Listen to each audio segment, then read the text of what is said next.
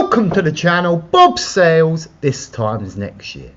So let's talk a little bit about David Yu's interview on MetaWill's channel, shall we?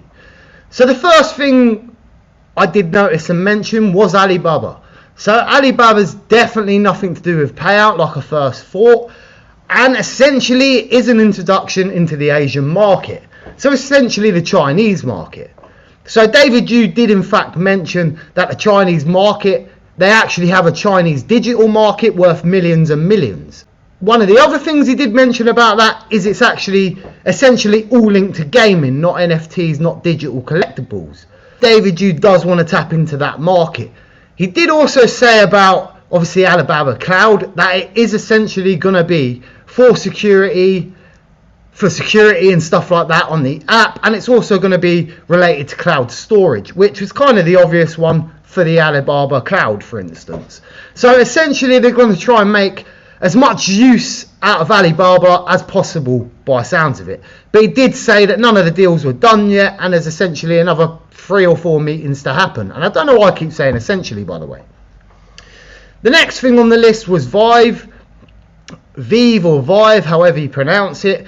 So he did actually say they're looking into the 3D capabilities of veve, and that also veve will be helping with new tech and future tech. He also said they'll be helping with the veveverse. So we do know that Cavendish is taking hold of the veveverse. It does actually look like maybe veve have been included because they have better capabilities, and maybe this is essentially going to speed it up. Now the people that do say they have better to the veveverse are actually saying that it's a lot more than was first initially shown to you, and that's going to blow everyone's mind. So I'm hoping that maybe that's something to do with veve taking over a little bit. But David also did say that it's not a complete takeover, it was the companies working together. David was also asked about marketing, and he did actually say that marketing would be done in Q4. Whether or not they stick to that is a different story. But he did say marketing would be in Q4. Now he did actually say they're building a digital marketing team for advertising. So that's definitely good news. They're definitely building their own team. They also have a team of lawyers now. They also have a team of accountants and HR, which is probably the most obvious ones. I mean, most companies I would have thought should have them. You also know that they have jobs available for an engineering manager, software engineer, and a graphic designer. So there is multiple departments right now being taken by veve. Now David did actually say that they're in the 70 to 300 phase. So that was David's description of the hiring phase. So he said a lot of companies go through phases at a certain period to up their staff, basically. We're on about 70 to 100 staff members, according to David, but we're looking to head into more staff. So that's definitely a plus. More staff equals speedier stuff and better stuff. David was actually asked about collectors that buy high-priced collectibles and what utilities should be given to them. So one of our resident Wales has recently been complaining a lot, saying he should be entitled to a lot more than the rest of us, or some benefits, some utility, because he's essentially bought about 400 secret rare comics that were all about £400 to £500 in price at the time. Obviously they've essentially gone lower than that. Now he did actually say that he'd stopped buying the comics since they'd turned to 30-40 gems, which seems a bit silly to me. If you're willing to spend hundreds on them, then surely you should essentially believe in your original plan that they were worth the money. Now it's not always the case. Not everything was worth the money we played in January, for instance. I mean, I have a lot of stuff like that. Thanos Rares, for instance, come from mine, 120 a time, and they're now worth 10 gems. Journey to the Mystery comes to mind. The uncommon, I paid about 150 for each one. They're now 10 gems. But he did essentially ask what veve could do for the collectors that are paying high price for mints and are paying basically for high price collectibles more than the rest of us. David did say that the MCP points are going to be basically veve's utility. But again, I hate to go back to the same point. None of them are correct. Again, it was only today that I actually lost all my veve points, and it said that I needed to join the program again. Even though I'm in that app nearly every single day, so I definitely didn't have a 2-week break or anything like that. So they should have never disappeared. And because I don't actually take note of them anymore, because I know they're not right, so I kind of just dismiss them these days. I'm definitely not stacking towards them, because I mean, even if you buy 5 items, for instance, you can then check your daily points the next day for them 5 items and it still don't add up. So that's really annoying. It's all right saying that's going to be your utility, but you got to get the points right first, surely. And I don't know one single person has correct points, should we say. But I've spoken about that enough, so we won't mention too much about that. Now, the only thing I would say about that is you got to be careful when rewarding or giving utility that you're not excluding less richer members of the community, for instance. For instance, crypto toys today, right? So they released the Yoda drop. This is a good example of what not to do. So they released Yoda drop today, which is going to be FA Yoda. Now, to get this drop, you have to buy 12 crypto toys and get all different rarities, which is a problem because they're $40 a box, and right now there's 12 versions, I believe. Don't quote me on that, but there's roughly 12 versions. You need every rarity to get the choice to go for this Yoda drop. Now, I'm not sure if it's an airdrop, but you have to actually pay for it. I think it's an airdrop. That's a lot of crypto toys right now.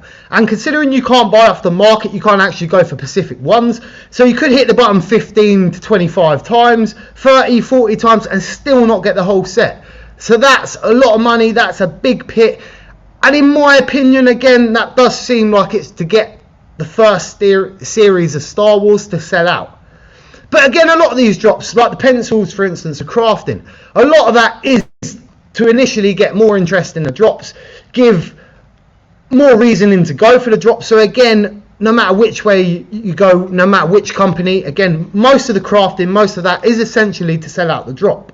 But they have done this wrong, because people that actually like crypto toys right now, not everyone has like $40 for 12 items each time you're paying for an item. So that bothers me a bit, and then obviously you can't buy in the market, so that's another reason. They probably should have waited till they dropped this drop, for instance. But I think they were trying to get the FA out before veve come along with it. I think that was the main plan, if I'm honest with you. But there's 2 ways to look at this. It can be seen as rewarding collectors, because I do know there's people that's minted 15 of these, and they do deserve to be rewarded. But at the same time, you got to be careful. You got to get that medium of not hurting your core fan base by providing such utilities. So with this, I can't imagine there's a lot of people. I mean, the drop's not even sold out. None of them drops are sold out. So I can't imagine there's a lot of people that actually have 15 of these. So I can imagine that Yoda could be very scarce when it drops. I mean, there may even just be 20 of these Yodas in existence. And I'm not even lying with that. I actually think that's roughly what it's going to be. I haven't actually looked at the numbers for who's holding what.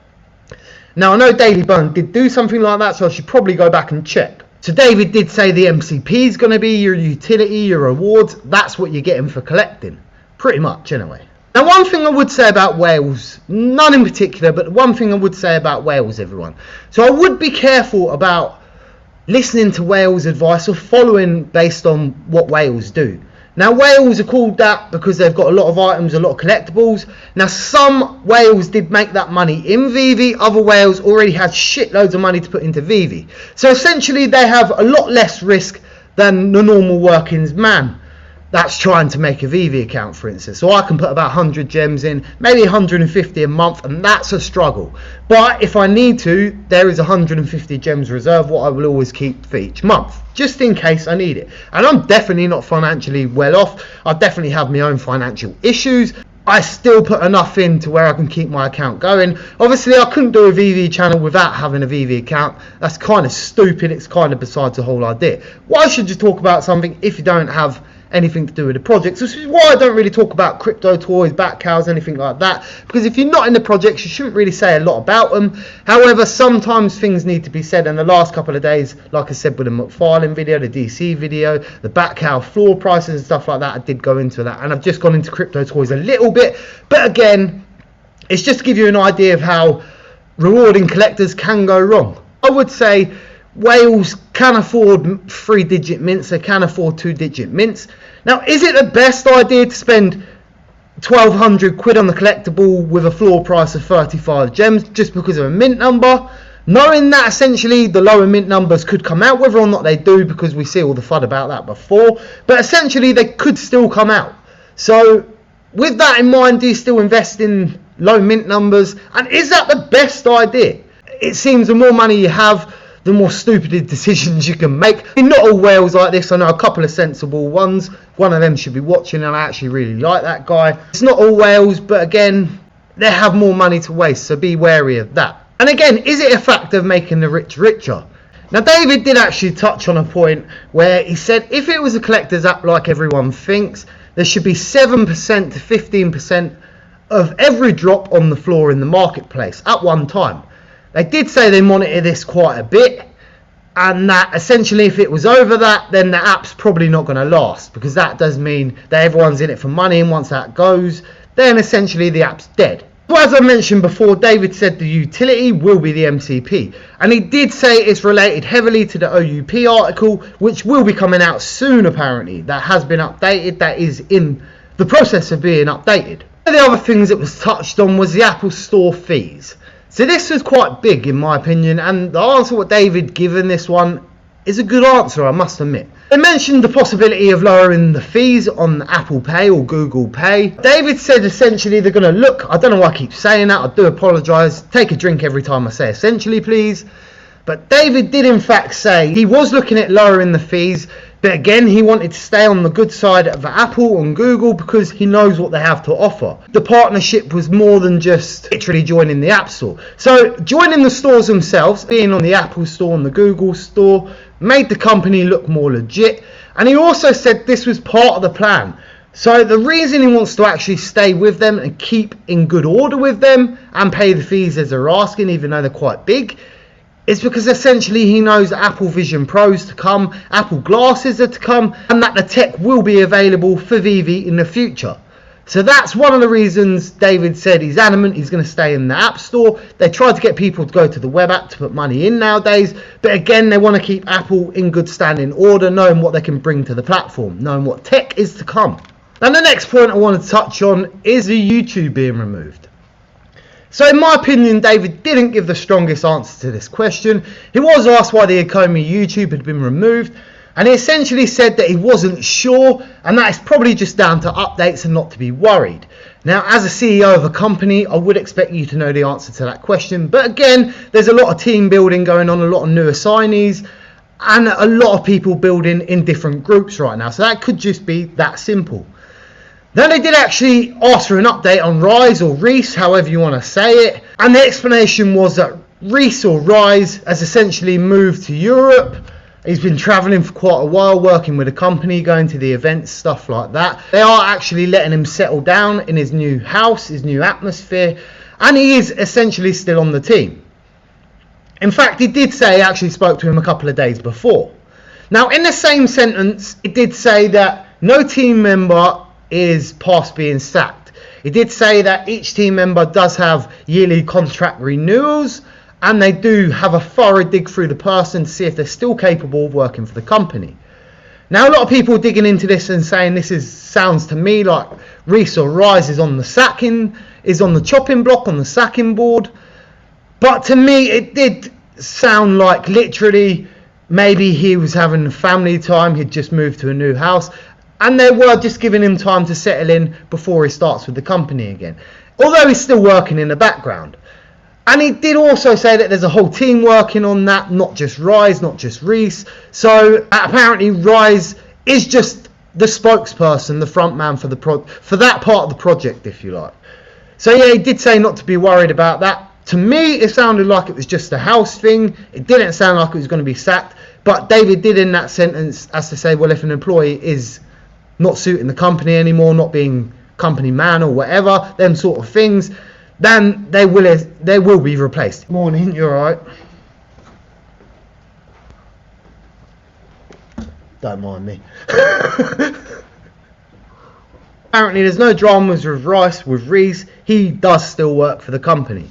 It was quite a good explanation. What's the quality of the items? And of course the items have definitely been getting better. The animations have been getting better and longer. And the items quality themselves, even some of the graininess added to some of the collectibles, are definitely getting better. Now, David did actually say something pretty interesting. Some of the original collectibles was actually started by a company in Ukraine. Obviously, once the war started, this was in fact swapped to another company. This second company then did finish or add finesse to the first people's work. One person started the project and a second company finished the project, adds some finesse to the unfinished collectibles, if you like. So this may have been a result of some of the poor collectibles at that time. Now, one of the other things he did mention was Elektra was in fact from the inside of a comic book, explaining that Elektra's neck was like that in the comic book page and that they did copy that from a comic book. He did actually say that Little Prince was created ages ago and that we actually had a whole different collectible that was to come as the Little Prince. But in fact, finishing the collectible, that was one of them the company decided wasn't good enough quality wise, and that they were actually going to scrap it and start again. The second collectible we just got was part of that. That was the second collectible that they did replace the first with. So it's definitely good to see that not all collectibles, just because they're made, get released. A couple of the other little things that were touched on was making offers will be possible.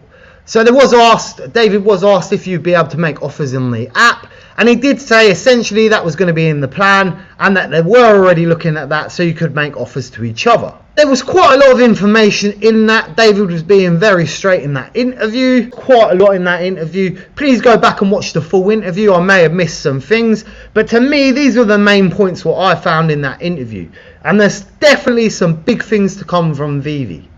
So anyway, I've been your host Bob Sales. This time next year we will be millionaires. Peace. Boosh!